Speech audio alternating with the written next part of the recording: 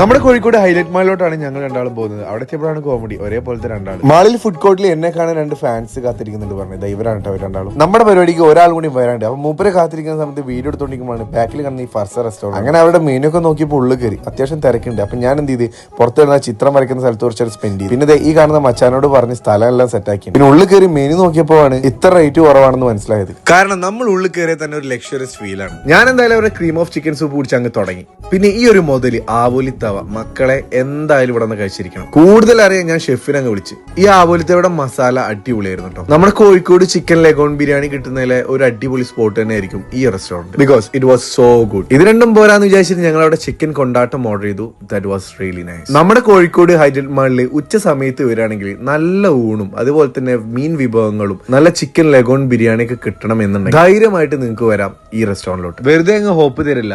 Definitely you like it. ഇവിടെ ആംബിയൻസും ഹോസ്പിറ്റാലിറ്റിയും പോലെ തന്നെ മനോഹരമാണ് കോഴിക്കോട് ഹൈലൈറ്റ് മാളിലുള്ള ഫർസ റെസ്റ്റോറന്റ്.